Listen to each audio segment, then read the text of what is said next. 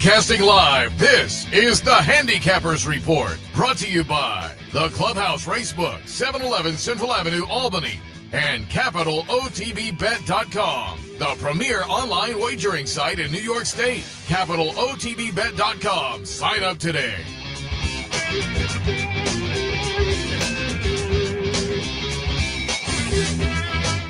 Good morning, ladies and gentlemen. Welcome to the Handicappers Report. A little solo action here, and as you heard in the introduction, coming to you live, well, 249 times out of 250 times for the year, that will be true, but we are taping this on Friday morning at 10 a.m. as I have a scheduling conflict that I had made earlier for the Columbus Day weekend prior to the return to Saturday mornings to you. So this is being taped, as I said, Friday morning at 10 a.m. So, a couple things. We've done this probably, I want to say, 25 years at Cap. I think this might be the third time, maybe only the second time, but I know there was at least one other time that same thing, probably about 7-8 years ago, a scheduling conflict. So my thought is, it rained for about 3 or 4 days in a row in New York. When we returned to racing on Thursday, they were off the turf. But what I'm going to project out is sunshine, blue skies that we're experiencing in the Capital District. And obviously pay attention to the network. Saturday is a tremendous day of racing as Keeneland has their opening weekend prepping for their hosting of the Breeders' Cup, which will be taking place 27 days counting on Saturday, getting to the Friday Future Stars Day. So we're going to go forward with that. Great weekend. Pay attention to the weather. Also, one thing I saw on Twitter is, and these things don't usually strike my fancy, but they redid the walking ring at Keeneland, and the old one I thought looked gorgeous. This one looks even more beautiful, so take a look at that this weekend, Friday, Saturday, Sunday. So we're at Aqueduct. I know they're calling it that other name, but the Big A. And I must say, as I was looking over Saturday's card, for those who can't guess or whatever, but I am 59 years of age and have been following NYRA and really on a daily basis since about 1980. And the fact that the Turf Classic, that I'll get to a couple later on in the program, is at the Big A. Well, when I was a young man, that's where it was. And if you've been around the game as long as me, I think the last time I was at the Big A was in '83 when All Along, continued on to her future Horse of the Year championship when she won the Turf Classic 3 turns at the Big A. So when I downloaded the entries and I saw that, a little wry smile came to my face. Also, many, many moons ago when the Vosburg was basically the Breeders' Cup Sprint Championship, used to be 7/8 at the Big A, and it's back at the Big A this year, and it's being run at 7/8 for the first time in 20 years. If you remember, Ghost Zapper won it the only time they ran at 6.5, but it's been 20 years since the Vosburg has been 7/8. But we're going to kick it off, ladies and gentlemen. Saturday's action, post time, 12:35, as daylight seems to be leaving us earlier and earlier. The opener is Open Company, 2-year-old fillies, maiden special weights, scheduled to go 6th on the outer turf course. And my picks are 2, 4, 5 in here. And I think this is a interesting race. I'm going to touch on 2 horses that are on the outside looking in for me, and that is the 4 and the 7. The 4 is Lexi Spirit. We kid, but we're being truthful, how much we really appreciate and like Mark Henning on the program. And he has Lexi Spirit for, I don't know if it's his longest customer, but they've been together at least 30 years. Lee Lewis ran well on debut, much better than odds, 15-1. Going to be, much shorter price today. And number 7, Ein Getty, a first-time starter, who on the bottom side has foul breath. Folks, I can't tell you how infrequently I see that names in pedigree. And just to take you back, about 20 years ago, when we had the dead heat in the Breeders' Cup at Santa Anita between Johar and the defending champ High Chaparral, Fallbreath is in the photo finish. He was a tremendous 10 furlong turf horse. As they used to say, his muscles had muscles, but I don't see his name in the pedigrees in United States racing. This is the first time horse has been retired for 19 years. And also number 6, Lemon Bomb, 30-1 on the morning line for debut. The one thing I'll point out here, a June foal. And boy, breeders don't like that at all. They're always so much younger. They're looking for really March and April. You don't see too many Northern Hemisphere June foals, but that's Lemon Bomb, who is 30-1. But let's get to the 2-4-5. Number 2 is Every Time. He was cross-entered at a race at Laurel on Thursday. He did not go in that race. Now, this horse's debut race was at Colonial and is entered up here. If we go, I like this 8-1 shot in the second career start. I love the debut race. It was a mile and 16th, upsetting the pace early, fatigued in debut, shortens up, goes out for the second time in New York off the August 23rd. Every Time. My top pick. For second, number 4, Lexi Spirit. The race goes through this runner for me. Mark Henning, not known for having him going sharp on debut. This horse was sharp. Subsequent to that, has had 2 fine workouts for the second career start. For third, number 5, Love Tank, making the 5th career start here for Mike Maker. Kendrick Carmouche gets the mount as Luis Saez is riding for Mike Maker down at Keeneland regularly. 2-4-5 in Aqueduct Saturday's opener. On to the second, we're going to go 6 furlongs on dirt for 3-year-olds. Claimers in for $50,000. I am 3-4-5 in here. Number 3 is Moving Pictures. First time in for a tag for Kelly Breen. I'm discarding the last race, which was in the slop.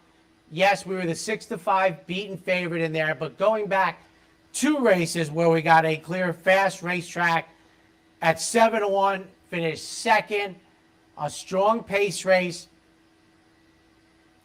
Moving Pictures was able to stay with the pace as they ran a fast turn time. I always like that. I guess you'd rather see them be able to make some dent into the lead, but the fact that in 22 and change he was able to stay right with the leaders bodes well. Trevor McCarthy, early double for me. For second, number 4, Interesting Spelling, Inevitable Connection. Also first time in for a tag for Steve Placeris.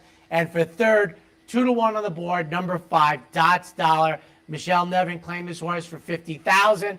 2 races back. Tried one other then. Now comes back for the claim price. 3-4-5 in the second. Race number 3 at the Big A, we will go 6.5 furlongs. Speaking of Ghost Zappers, Fosberg, which was at Belmont Park, his final start at 3. 3-year-olds and up. Claimers in for 12-5. I am 3-6-5 in here, and Oh Trouble gets my top pick. 5 career starts at the Big A, never off the board. 2 wins. First off, the $16,000 claim for Natalia Lynch. Jose Gomez, he gets the mount in here, coming off of a 3rd place finish at the Spa. For second, number 6, Durkin's Call. Only 2 starts since March, 1 start since June. This horse was claimed on August 31st at the Spa by Charlie Baker, owner-trainer. Dylan Davis gets the call. And for third, the favorite, 2-1 on the morning line, Tom Morley sends out number 5 in Sky We Trust. Last 3 starts was claimed each and every time, most recently for 20. That was on September 1st. The 30 days has elapsed, so Tom Morley could run this horse wherever he likes, and he's looking to take a $7,500 bath. But of course, the winner's share will take care of that. 3-6-5 in the third. On to race number 4. We're hoping to get to the turf again. These will be state breds, 2-year-old fillies, maiden special weights. I call it the inner turf course, which it is, going 1 mile and 1/16. 12 in here in the main body. The 13 is an MTO. 4, 10, and 1 in what I think is a wide open race. We do have a 9-5 morning line favorite, but I have to tell you, folks, I mean, I thought 2/3 of the field were completely live. Number 4, Burning Honor, gets my top pick. This is a runner for Dominic Cecchino. 3rd career start, debuted sprinting on the dirt for this offspring of Honor Code. 2nd start, though, turfed and rooted. So you have to decide, was it the surface switch or was it the distance of ground? Javier Castellano gets the mount. We have a good post position in here. Burning Honor will be my top to pick, who is 8-1 on the morning line. For second, number 10, Sweetest Princess, George Weaver, who professionally has had a tremendous summer and early fall. Adds blinkers for the 3rd career start. Previous 2 were both turfing, both rooting. Hit the board most recently as offspring of Cairo Prince. And for 3rd, a big price on the morning line. And I think, folks, you're going to get all of it. Number 1, Here We Go Again. An offspring at Tisnell. Makes the 2nd career start. Showed nothing on debut at nearly 40-1. That was on a dirt race. And then on a turf at better than 80-1 under Mike Luzzi from an outside post position on September 15th. Used early speed, got position, fatigued inside the 8th pole at 20-1. I think I said 31, excuse me. At a 20-1 morning line shot, which I believe we'll get all of. I'm putting this horse in by mix. 4-1 in the 4th. On to race number 5. The very prestigious Vosburg, a grade 2 nowadays, back at 7 furlongs, as I mentioned, for the first time since Bonaparte beat, we called them Aldebaran that year. Remember, that was about 7 consecutive second-place finishes. But 7 ace, grade 2, it's not a grade 2, folks. It would be fortunate to be a grade 3. If this was graded based on the entries, not so good from a quality standpoint. And I thought a tough race for the bettors, whether the horizontals or the verticals. For the verticals, for me, this is almost, a pass race. I mean, I know they have trifectas, but I mean, I'm 3-4-1 here. I think it's, the 3 short price horses, not in the exact order. Southern District is my top pick, who clearly disappointed in the tail of the cat at the Spa. That was the first start since June. I'm being very forgiving here. I'm throwing that race out. I know we're down inside today, which can be tough, but in a race that I thought I couldn't separate really the 3 and the 4, I was hoping Southern District would maybe be a better price off of that flop in the tail of the cat. For second, number 4 is Elite Power, Bill Mott's runner. On May 7th, the 14th race on Derby Day, lost to a Godolphin firster named Strobe, who I thought was the best horse, the best performance of the day. Has won 3 consecutive races since then, takes on Stakes Company for the first time. The race goes through number 4, Elite Power, who I think will be odds on. And for third, Eastern Bay for Norm Cash. 3-4-1 in this year's 7 furlong Vosburg.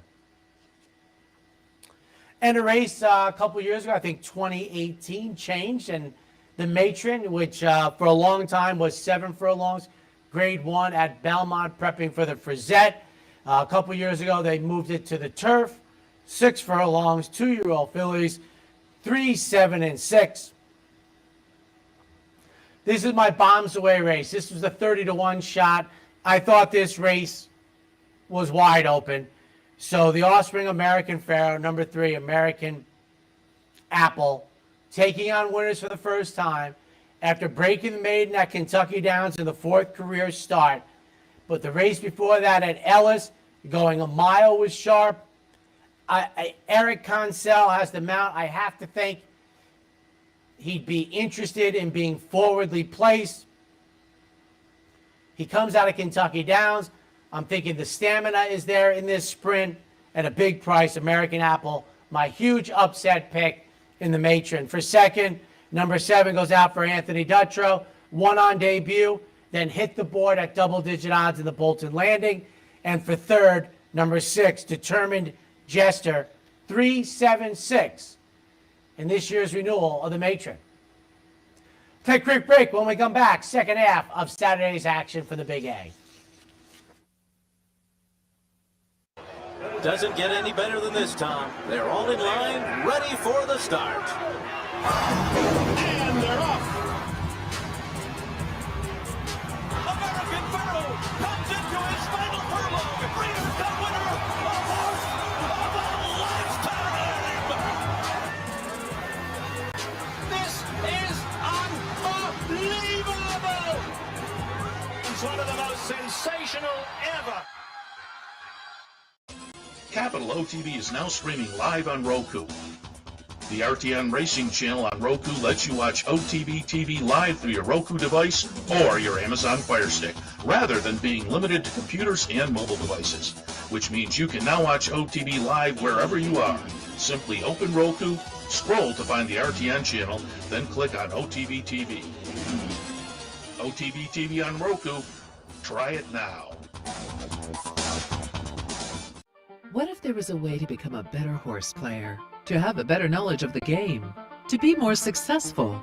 What if there were a way to take what you've learned, what you know, and make better decisions, better choices? In horse racing, knowledge is a powerful tool.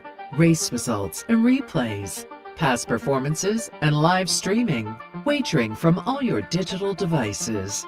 Capital OTB. Become a better horse player. Welcome back, ladies and gentlemen, to the Handicappers Report. I'm your host, Anthony Mormino, and as we stated at the top of the program, please note that we are taping this on Friday morning due to a scheduling conflict for Saturday's racing. 7th race, open company, 3-year-olds and up, entry-level allowance going 6 furlongs. A very difficult race for me. The morning line odds says the race goes through number 6, Shipsational, who is 7-5 on the morning line. Last seen in the wintertime at Tampa Bay on the Kentucky Derby Trail. Now comes back sprinting, and I don't have any problem with this New York bred sprinting. Was successful at the start of the career. Gets Lasix for Saturday's contest. It's just, there's too many questions for me at 7-5. So, I mean, I always like to note that, you know, I have a 30-1 shot in the matron, and I think there are fewer question marks about her than the 7-5 shot. That's how I play the game. 5-6-1, life changer. It won't be a life changer. 5-2 on the morning line for John Terranova. 1 starter allowance most recently. For second, number 6, Shipsational. First start since the winter. Shortens up to a sprint where this New York bred was successful before. Gets Lasix and is on the outside with Javier Castellano, who rode this horse to a runner-up finish in the Sam F. Davis. And for third, number 1, Judge Davis. 5-6-1 in an intriguing, complex 7th race, at least for me. On to the 8th race, the Turf Classic, which should be noted as it sounds like maybe this is the oldest turf race in New York, but it's not. It's actually well, by my standards, quite young. The Man of War is the old turf race in New York, but the Turf Classic started when I was a teenager, and as I said, all along went from the Arc to the Rothmans, then called the Rothmans, to the Turf Classic, to the DC International, and in about 6 weeks won Horse of the Year. All turf courses had given it for her. 3 turns, 12 furlongs, 2-1-6 in this year's renewal of the Joe Hirsch. Warlike Goddess, the mare, taking on the boys. Jose Lezcano gets them out after maybe Joel Rosario didn't give his finest career ride in the Flower Bowl. Upset at 1-5. I have no idea how this works. I don't know how Julian Leperoux isn't riding this horse. He seemed to fit this horse, know this mare perfectly. She runs for about a furlong and a half, but she has the ability to stay in contact with the field. She just needs to get run. Now,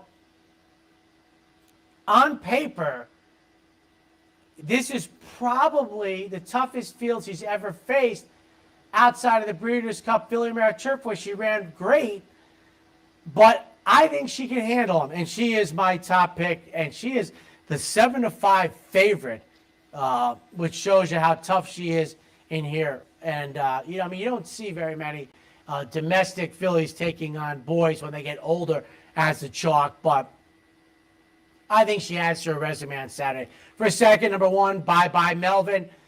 I said this all along over Saratoga. I don't care about long layoffs. This horse was off 13 months, 14 months. This will be the 3rd start since then. Graham Motion, the brilliant trainer. And for third, number 6, Soldier Rising, an offspring of Frankel, who maybe was slow to start, but is clearly breaking into his own as a stallion. It's a good, solid race. Rock Emperor is in here. He won this race last year. Gufu, who won the Sword Dancer 2 races back. But I'm taking the mare, Warlike Goddess, 2-1-6 in the Turf Classic. On to the 9th race, going 7/8. Claimer is in for 40. 2L, 871. Maximum Moment gets my top pick. Shipping in from California, moving into the David Jacobson barn. Number 7, Hang Tight, first off the claim for Linda Rice, who's about 20% with that angle. And 5-2 down inside is Baltasar, who was sharp in victory at Belmont, going 7/8. 0 for 3 in starter allowance. Now tries claimers for class relief. 871. 10th race, New York State Breds, 3-year-olds and up. Entry-level allowance scheduled for 1 mile and a 16 on the outer turf course, and it's 4-8-9 for me. And number 4 is Shizamiya. Christophe Clement's runner was way up against it. Most recently going 1 mile at Saratoga with the outside post on that short run into the first turn. Really did great running up against it late. Almost everybody saw the trip. We're down inside. We're going to be a short price again, but I like number 4, Shizamiya. Number 8, La Victoria, put up in the maiden victory, so hasn't finished under the wire first yet. That's the opposite of, when horses come back after being DQ'd. Many people think they have an edge, so I have a non-edge here, but I have 10-1, and I have Javier Castellano. For third, number 9, Lady of Thornton, a horse that I looked to at Saratoga and ran third at nearly 30-1. 4-8-9 in the 10th. And scheduled to go off at 5:54 on Saturday, the 11th and finale. State Breds, fillies and mares, maiden claimers in for 40, 1 mile and a 16 on the inner turf course. 6-2-1. Number 6 is That's a Superstar. Tom Morley's runner makes the first start since early in the Saratoga meet. War Dancer certainly elevated himself over the summertime at the Spa as a turf stallion. He is the stallion. On That's a Superstar, Eric Consell gets the call back for second. First time in for a tag. Number 2, Jacosity going out for Bill Mott. This will be the 4th career start. All have been on the turf for this offspring of Distorted Humor. For third from the hedge, number 1, Oak loves a fight. Orlando Noto, who certainly we thought this would be in play after a slow Saratoga. He has got it rolling with a big mutual winner. He's got it rolling at this Aqueduct meet. Javier gets him out for the first time. 6-2-1 in the 11th and final at Aqueduct on Saturday. Well, ladies and gentlemen, Saturday, a great day of racing around the United States. Terrific racing at the Big A. Super opening weekend at Keeneland. Enjoy the racing. We'll see you next time. Birdstone is an outside front. They're coming down to the finish. Can Smarty Jones hold on? Here comes Birdstone. Birdstone surges past. Birdstone wins the Belmont Stakes. In front, but here comes High Chaparral. High Chaparral, the defending champ, to take it to Barbara. These two arch rivals held ahead with Joe Hart bearing down on them. It's going to be a 3-horse final finish to the turn. Here's the wire. Final finish. Having trouble finding us? It's actually quite simple. Whether online or on your TV, it's never been easier to watch and wager on championship horse racing with Capital OTB. Simply log on to capitalotbbet.com. There you can watch our morning shows, live stream races, and wager on our state-of-the-art wagering platform. You can also watch from the comfort of your home on Spectrum Cable Channel 1250 or Fios Channel 467, and win more with Capital OTB.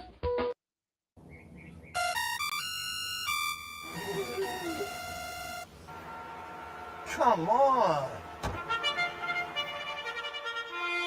I want sales reports on my desk by Monday. Oops. My bad. Love racing? RTN brings you every live simulcast on your home television, plus live video streaming and race replays on your PC and mobile devices. To order, visit rtn.tv. RTN, a breed apart.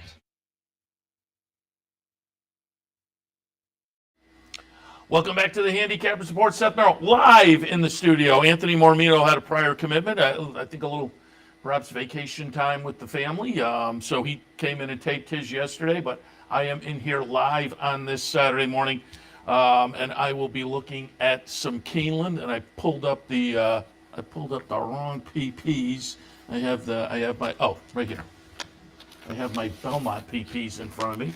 But Belmont has already been done. So I will move on to Keeneland for this afternoon. I've been in here for like 20 minutes. You'd think I'd have my PPs right in front of me, but no. But I'm all set now to take a look at Keeneland on a really nice opening weekend. Great opening day yesterday. Some fun racing, some nice stakes action. We'll probably take a look at some of that a little bit later on, Racing Across America. And let me tout you on Racing Across America again coming up at 10 o'clock. Ron Gierkink will join us. He, of course, the Woodbine correspondent for the Daily Racing Forum. They have a nice day of racing up at Woodbine, the E.P. Taylor, the Arctic, and a couple other stakes that we'll take a look at. So Ron Gierkink will join us, and our friend Brian Nadeau.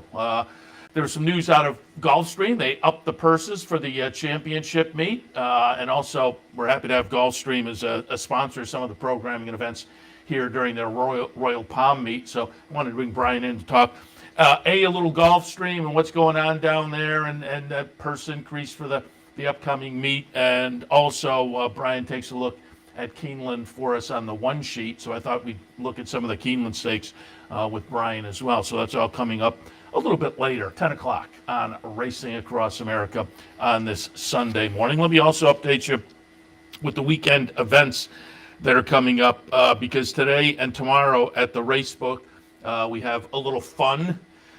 We have the Exacta board today at the Clubhouse Racebook. So if you come down to enjoy racing action today, you can play the Exacta board. And tomorrow it's a match bet promotion here at the Racebook. And always remember on Sundays, you can watch all the NFL action as well. So all the racing action and a little bit of football action throughout the NFL season here at the Clubhouse Racebook, 711 Central Avenue in Albany. But don't forget also today, it is a Fan Appreciation Day at the Columbia Turnpike branch. I'll be headed out there myself with Shannon Donovan from the marketing department. We'll have some food, some contests, should be fun. And if you are a patron at the Columbia Turnpike branch, stop by so we can say thank you to you for your patronage with the Customer Appreciation Day today at the Columbia Turnpike branch. All right, let me jump in. After, again, a fun day yesterday at Keeneland, I got things off nicely. Pretty good day if you followed the one sheet. And yesterday, if you tuned in the afternoon, I was just a little bit under the weather, so I took the day off yesterday. Back in today, though, at full strength, or close to full strength, maybe. But if you picked up the one sheet did okay. I want to say 5 on top at Belmont at the Big A, and started the day out nicely at Keeneland. It was tough to string a bunch together at Keeneland, but we did have the $20 winner in the second or the third. Strung a couple together there early on at Keeneland. So if you picked up the one sheet, there was some value to be had. We will see if we can keep things rolling at Keeneland on this Saturday afternoon. And today there's 11 races today at Keeneland. It'll kick off at 1 o'clock this afternoon with maiden 50 claimers going 7 furlongs on a Keeneland in the opener for me. I have a 2, 5, 3, and 8. I'm going to go with the firster from Todd Pletcher. Midshipman okay with debut runners so far this year. And these stats may be a week or two out of date. I should update my list there on the debut sire numbers. But 54 first-time starters this year. Only 4 winners, but 11 seconds and 4 thirds. So 19 in the money, 15 exacta finishes out of 54 starters. Pretty good for midshipmen. Again, they run well first time out, certainly. There was a sibling called Sinfulicious that won in the 3rd career start. Another sibling called Shippy that won in its career debut. So I thought Crow's Nest with a win early trainer and a little bit of win early breeding might be intriguing in here. You do have to weigh that against. They paid $135,000. They're debuting in October of the 3-year-old season, and they're debuting for a $50,000 tag. So pluses and pros and cons, I'll tilt a little bit in favor of maybe the pros here. Irod Ortiz on board as another pro. Pine Valley in the 2nd spot going out for Rudy Brissett. Ricardo Santana on board over at Keeneland when dropped in for this tag last time. Ran a decent little 2nd, so seems to have found the proper level. And then Beyblader in the 3rd spot. Plenty of opportunities, not the most experienced in the field, but has had plenty of opportunities and hasn't gotten it done. But the last couple of starts at Ellis and then at Churchill, one was below this level, one was above this level. They were both okay 3rd place finishes, and now kind of meeting in the middle price-wise. I would expect a good effort again today. So the opener at Keeneland, 2, 5, 3, and 8. Keeneland's 2nd race, maiden special, 2-year-old fillies vying for a mere $100,000. 6 furlongs the trip. Keeneland's 2nd, I have at 5, 11, 12, and 4. I'm going to go for the firster from Steve Asmussen by Violence. Violence, definitely good numbers first time out of the box. 63 first-time starters this year, 15 winners, 10 seconds. Solid numbers there. This one was purchased at the June Ocala sale after working a quick 21.2. There's a sibling called Frosty Brew that won its career debut. So win early, top and bottom. The trainer can have them ready. The quick workout at this sale. I'll tilt in the direction of number 5, Stay Fabulous. Then I'm going to go out to number 11, Affirmative Lady, another first-time starter. Goes out for Graham Motion. Irrigate, okay with first-time starters. This one worked 10.2 before the April Ocala sale and attracted a decent price of $400K. Working at Fair Hill, Graham Motion's base at Fair Hill, and some of the workouts look pretty good. I won't be shocked to see this one run very well in debut. John Velasquez on board for the ride. And then Humbling, yet another first-time starter. I debated with the breeding to use this one on top, but I will say the dam is maybe getting a little long in the tooth. The dam's first fall was back in 2004, so that's something to consider. But there was a sibling you might remember, Hot Dixie Chick. That one was 3rd in debut. then ripped off four straight wins, including the Schuylerville and the Spinaway, albeit in 2009. But there's some breeding there and a bullet workout coming in. Humbling to me, very interesting. I should also mention they paid a mere $1 million for this horse last summer, not summer 2021, right up here at Saratoga. So a little bit of a belated debut to consider as well. These yearlings, when they're sold for a price like that at Saratoga, you kind of expect them maybe at Saratoga the following year. But as I say, a little bit of a blip. And coming in October, that it may just be they're not thinking precocious. So yeah, let's not start June at Churchill or August at Saratoga. Let's wait till October and maybe get a start or two and then have a 3-year-old campaign. So you can go either way with that. But I thought there was enough there that, as I say, I debated putting Humbling on top. I believe the morning line favorite, 5-2. I'll be interested to see how much action this one takes. That $1 million price, and the breeding's going to jump out at people a little bit. So we'll see this afternoon. But for me, in race number 2 at Keeneland, 5, 11, 12, and 4. Race number 3 at Keeneland today. Optional claimers, non-winners at 2 lifetime the condition. 7 furlongs is the trip. I have 4, 8, 7, and 3. I'm going to put number 4, Sweet Beauty, on top. Last couple of workouts just jumped off the page at me. The Churchill Training Center, they're 46 and change bullet workouts. Second off the claim, the first off the claim was a win to break the maiden at the end of July. That was for a 25 tag. They come back for 30 N2L. But again, those bullet workouts, says this horse, she is on her toes right now at 10-1. I just think that is really generous for a horse who looks to be perhaps breathing fire at this point. Feeling happy in the second spot. Last race wasn't much. Dropped in for the 40 tag and threw in a little bit of a clunker over at Churchill. But you go down the page and they're okay. This is one you can go either way with, though. The back races are not only a little bit better number-wise and matched with this group, but they're against better horses. Dropped down the claiming ladder last time after a little bit of a summertime break.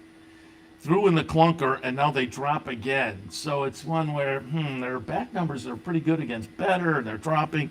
All of that said, there's only one win on the resume. They may just kind of be getting realistic here at the end of the 3-year-old season. So I'll put Feeling Happy in the mix, and Big Java in the third spot. This one's kind of interesting. They shipped this horse the first 3 starts of the career at Oaklawn, then came up to Churchill. Then, middle of August, ships to Emerald Downs for the Washington Oaks, which only had a $75,000 purse. I mean, some of the purses in Kentucky are pretty lucrative, and so I found it interesting that they shipped all the way out there. They did that and wound up a well-beaten 4th, so it was not a lucrative cross-country ship, but I found it intriguing they elected to do that. Now come back and drop down the claiming ladder. Should fit nicely with this group, I would think. In the third at Keeneland, 4, 8, 7, and 3. Race number 4 at Keeneland on this Saturday afternoon. Optional claimers, non-winners of 1 other than 3/4 of a mile. I have it in the 4th, 4, 5, 3, and 1. I'll put Tap in Formation on top, as will most likely everybody else. At 4 to 5 on the morning line, Tap in Formation comes in off a nice debut win over at Ellis for the Catman Wayne Catalano. Had a lead late, pretty good lead, but in fact led most of the way around, and then just held on for a chart margin of a nose. But I like that. Kind of a gutsy nose victory in the debut. Has worked well since, so I'll look for this one to follow up. Jeremy's Jet comes off a couple of turf tries and a couple of stakes turf tries. The Tyro down at Monmouth, the Skidmore at Saratoga, did not show much in either of those. But you know what? The Maiden Breaker 3-back on the dirt at Saratoga says maybe I like the confidence off the Maiden Breaker, but maybe turf isn't the thing. So now they're saying, let's get back to the dirt and try a more proper non-winners of 1, stepping out of stakes company. I think that'll be beneficial. And I'll tell you what, if the top pick gets 4 to 5, and this one gets 15-1.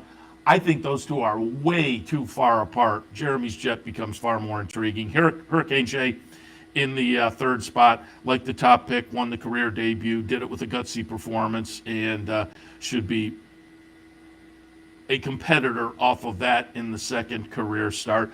I said tap in formation, a lot of people will be on board just because the buyer number jumps off the page. And I think that makes this one, the legitimate one to beat. I'm not sure 4 to 5, however, is the right price because, again, it's hard to judge on one race, good or bad. And so this one might come back. Hurricane J on one race may go forward. Getting back to the dirt, as I say, Jeremy's Jet is interesting. Off the Claim, Gold Luck. I didn't put that one in my mix, but had a win over at Churchill. And off the Claim, that one could be intriguing. I think this race is a little closer than maybe the morning line is indicating. In the fourth at Keeneland, 4, 5, 3, and 1. Race number 5 at Keeneland is an allowance of non-winners of 1 other than 7 furlongs is the distance. 12, 6, 4, and 9 for me. I'll go outside to Osborne on top. Tyler Gaffleone on board for Ron Maquette. Comes off an allowance try up at Saratoga most recently. That was early part of August. So a couple of months on the sidelines. But overall, this horse tends to fire 7 times in the money in 8 career starts. The third place finish in a similar event last time. Was a pretty good effort with a solid number as compared to this bunch. Question mark is going to be how fit off that 2-month layoff. Well, going by that October 2nd workout, pretty fit. Nice 46 and change, second best of 46. So I'll put Osborne on top. Ben Diesel also with a nice workout and a bullet workout in tow.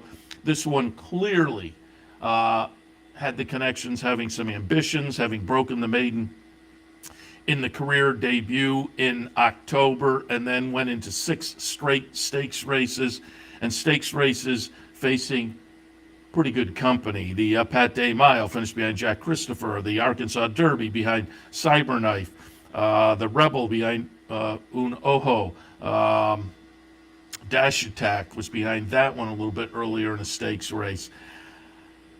So, as I say, they had ambitions. The horse was in the barn of Dallas Stewart through most of those, and now moves into the barn of D. Wayne Lucas. And again, I think they're just getting very realistic and getting back to the proper non-winners of 1 with that bullet workout in tow. The 6 to 1 could be very generous on this one. Gulfstream Way in the third spot. Been facing similar types over the past few starts and has been knocking at the door with a couple of seconds bookending a close-up third place finish. So again, it's right at the right level, in good form, deserves to be in consideration as well. I'll mention St. Andrews for Mike Maker. I mentioned that one because Jose Ortiz is on board and it's 15 to 1. And I think this horse is also pretty solid fit with this particular bunch and comes off a turf try at Kentucky Downs, which may be a sneaky little angle to keep our eyes on over here at Keeneland. So again, 15 to 1. I mentioned the 9 as well. In the 5th at Keeneland, 12, 6, 4, and 9. 6th race this afternoon. We kick off stakes action with the Grade 2 Woodford. $350,000 up for grabs, 5.5 on the grass. I don't know. I just find it hard to get past Golden Pal. Last seen winning the Troy up at Saratoga after having shipped over and tried company at Royal Ascot in a troubled trip over at Royal Ascot that got a lot of buzz over on Twitter and whatnot. But all of that said, followed it up with the nice win up at Saratoga, 3 for 3 at Keeneland. This is a very talented runner. The horse who ran third, Thin White Duke, behind this one in the Troy last time at Saratoga, won nicely in the next start. So I'm going to put Golden Pal, master of the obvious on top. Oceanic, coming off a win at Colonial in a turf sprint stake last time, could be a little bit intriguing. Catamosto for Mark Cassie. Was in the barn of Joseph O'Brien, trying stakes company, sprinting on the turf up at Saratoga, and ran second in the Mahoney behind the very quick, talented Big Invasion. So in that first start of the United States side of the career, that's a decent little second place finish. I think Catamosto is very playable at 10 to 1 today. In the 4th spot, Artemis City Limits for Mike Maker with a lot of early speed. Could be intriguing as well. Fun edition of the Woodford. I have it 4, 6, 9, and 7. That'll take us to our next break. When we come back, we'll wrap things up for Keeneland for Saturday afternoon and wrap it up for the Handicappers Report. Don't forget 10 o'clock racing across America, so stay tuned for that. But stay tuned for more Handicappers Report, which will continue right after this.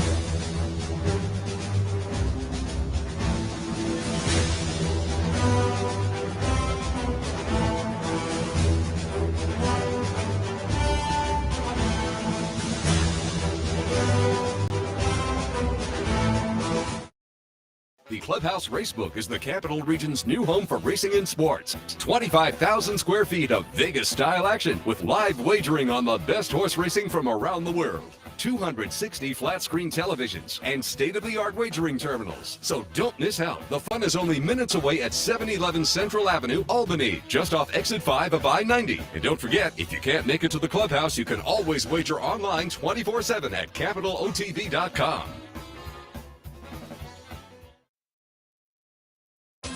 Capital OTB is now streaming live on Roku.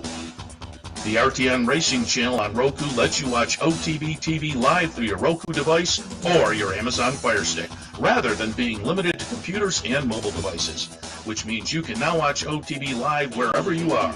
Simply open Roku, scroll to find the RTN channel, then click on OTB TV. OTB TV on Roku. Try it now. Welcome back to the Handicappers Report. Seth Merrow in the studio on this Saturday morning, taking a look at Keeneland. A little bit earlier, Anthony Mormino had a look at Belmont at the Big A. I'll continue Keeneland. Race number 7, the Thoroughbred Club of America Grade 2 event, $350,000 for the fillies and mares. Sprinting 6 furlongs, 4, 2, 5, and 7. I'll put Caribbean Caper on top for Al Stahl. Has a win over this track going back to April of last year, so has shown an affinity for Keeneland, but kind of shown an affinity for every place with 5 wins and 6 starts. The only loss was last time over at Colonial Downs, beaten as the favorite in a stakes race there. That was off a layoff since last year, so that was the 4-year-old debut. I'm going to give that a pass and look at that October 1st bullet workout and say that she is back in form, benefits from the seasonal debut. I'll put Caribbean Caper on top. Palm Cottage in the 2nd spot. A couple of starts this season. Started at Ellis and had a nice win in Allowance Company. Went up in an optional claimer at Saratoga and held on nicely there for a neck victory. So 2 for 2 so far this year. In good form. Should be a good fit with this bunch this afternoon. Sconsin, the talented Sconsin. 3rd to Bell's the one in that mid-September stake. Those two have had a nice ding-dong kind of rivalry. No Bell's the one in here. Going to be interested to see. She hasn't shown a real affinity yet necessarily for Keeneland in the past, though. So I'd love to put Sconsin on top. I really like her. Both her and Bell's the one. It's been fun to watch them down in Kentucky. But again, I just couldn't quite pull the trigger off the 3rd last time. And as I say, the record over the Keeneland strip so far. So for me, in the Keeneland 7th, 4, 2, 5, and 7. Race number 8 at Keeneland this afternoon, the First Lady. These are the ladies going a mile on the turf. Grade 1 event, $750,000 up for grabs. I'll go Regal Glory on top. Chad Brown, Peter Brandt runner, tried the boys last time and ran second to Casa Creed, the really nice Lee Einsiedler runner. So that was a pretty good effort facing the boys. She gets back in against the ladies here, has an okay record here at Keeneland, including a second place finish, close-up second place finish in this race last year. I'll tilt in her direction. Technical analysis comes out of a win in the Ballston spot for Chad Brown and Klarovich. So could be Chad Zach the time in here, or how about the Chad Fecta? I have in Italian in the third spot. Also Chad and Peter Brandt like the top pick, coming out of a win in the Diana. I tilted towards Regal Glory off the nice run last time behind Casa Creed, but you could juggle these up and make a case really in any direction. If you're looking for a possible upsetter, Princess Grace, I think, has that potential, coming out of a close-up second behind Dalika in the ladies' turf at Kentucky Downs last time. If you're looking for a real upsetter, I wouldn't be totally shocked if Vigilante's Way ran well for Shug. Probably has to step it up a little bit, at least number-wise.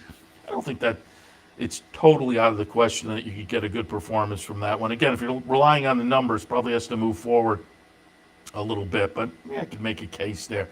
But again, to me, more likely, it looks like one of the Chad runners. I'll tilt towards Regal Glory in the 8th at Keeneland. 5, 3, 4, and 2. Keeneland's 9th race. The Breeders' Futurity, nice full field of 2-year-olds in here. Grade 1 event, $600,000, 8.5 furlongs. I will go 7, 10, 14, and 2. I was in here going back to May 27th when Forte won the career debut at Belmont, and Todd Pletcher immediately afterwards said, we're aiming for the Sanford up at Saratoga. Went in the Sanford, finished 4th behind Mo Strike. I liked the horse that day. I liked the horse in the mix that day, and like a lot of people, I'm sure, including the Connections, a little bit disappointed. They were pretty confident, though, moving forward to the Forego, or to the Hopeful, and validated that confidence nicely in the Hopeful. Now, it was over a sloppy seal track, so you could make a case there. Oh, the horse maybe really enjoyed the off-going, but the career debut was a solid victory on a dry track. So I don't think the surface, that the conditions are going to make a difference one way or the other. And I think this horse proved in the Hopeful to be a talented runner. Tries 2 turns today. It's a little bit different, but I'll stick there. As I say, coming out of that maiden victory back in May, I kind of thought this horse was one to keep our eyes on. Lost Ark in the 2nd spot. Another Todd Pletcher runner, 2 for 2 so far. A win at Belmont, breaking the maiden early July. Then over to Monmouth, trying a mile in the Sapling. Won that pretty convincingly. So this is one you don't want to overlook, particularly at 6-1. Todd Pletcher and Flavian Prat. And then in the 3rd spot, going to go way outside. And that's the knock here. I mean, we're going a mile and a 16th, and it's the 14 post position. I didn't quite know what to do with this one. I debated moving it up a little higher, particularly at the 20-1 morning line price. And the 20-1, if we're kind of getting that price, is going to mitigate the worries about the post position. And then you go in the first turn and it's all over. But you don't want to kick yourself if this one does run well at a big price. And we had an okay-looking debut up at Saratoga, and then a follow-up to break the maiden at Saratoga. And I think this one from Asmussen and Cortland, again with Jose Ortiz on board, could be very interesting, potentially at a price. In the 9th at Keeneland, the Breeders' Futurity, 7, 10, 14, and 2. Race number 10 at Keeneland, the Turf Mile, Grade 1 event, $1 million up for grabs. And as the name suggests, a mile on the grass is the trip. I'm going to go with Lee Einsiedler's Casa Creed. Always like to root for our friend Lee, and it's been easy to do this year with Casa Creed. They got ambitious, went over to Saudi Arabia and just missed. Then tried Dubai, a little bit disappointing. Ran well, but ran 5th in Dubai. Comes back, looks great in the Jaipur. And after those, world rounding trips, you would think, it's going to be a little tough, but ran well in the Jaipur at 4-1. And then ran very well to win the 4-star day, also at 4-1. So he's in just really top form right now for Belmont and company. Luis Saez sticks on board. 5-1 on the morning line. I'm not going to let this one get away at a decent price. Ivar was taking a lot of action and a lot of conversation in the Woodbine Mile. Modern Games was just too good going back, 3 weeks ago. But Ivor was a pretty good second, and as I say, took a lot of the conversation there. I think Ivor will run well this afternoon. And then Smooth Like Straight, coming out of some races in Southern California for most of the career, has kind of bounced back and forth, including the Maker's Mile here at Keeneland this spring with a close-up third. Then Shoemaker Mile back out in Southern California, good second. Then the Arlington Million at Churchill, a second, behind Santon, who is also in here and having the fourth spot. But Smooth Like Straight is a hard knocker and has to be considered in the 10th at Keeneland, the Coolmore Turf Mile, 9, 6, 2, and 7. And there, I could point to 2 or 3 others in here that also are going to be interesting. A very nice, full, competitive field. In the 11th at Keeneland, the 11th and final, go off about 6:15 tonight. I have it 2, 10, 4, and 6. I'll put Old Point on top. Paid a decent amount of money for this horse early on. There's a sibling called, you may remember, Collected, that won the career debut and went on to win the 2017 Pacific Classic. It's Todd Pletcher, Rapoli and Company. There's some workouts that are okay. It's a belated debut, but I'll take a little pop with this one. Cape Trafalgar in the second spot for Safi Joseph. Debuted at Gulfstream and ran well. Followed it up at Keeneland in April and ran well. Hasn't been seen since then, so it's been off for a while, but has been working down at Palm Meadows, and the workouts look pretty good. Rewire in the third spot. Hasn't been seen since December at Oaklawn, but comes back for Brad Cox, and what we've seen so far says this one also could be a player. Interesting and kind of fun. 11th and final at Keeneland. I have a 2, 10, 4, and 6. All right, I'm going to wrap it up for this edition of the Handicappers Report, but all that means is stay tuned, because the top of the hour, we will fire up Racing Across America. Don't forget, Ron Gierkink from Woodbine will join us. Great day of racing up there with the E.P. Taylor in the Arctic. Great stakes action at Keeneland, so Brian Nadeau will join us. And we'll talk a little Gulfstream with Brian as well and catch up with what's up down in that direction. But we'll hit on some of the Keeneland stakes because he looks at Keeneland for us on the one sheet. So all of that coming up top of the hour, Racing Across America. But for this edition of the Handicappers Report, thanks earlier to Anthony Mormino, taking a look at Belmont at the Big A. I just wrapped up Keeneland. We will have plenty of that action on the network this afternoon. Should be a lot of fun. But as I say, stay tuned. Be back shortly. Top of the hour with Racing Across America. See you then. You're watching OTB TV, a service of Capital Off Track Betting.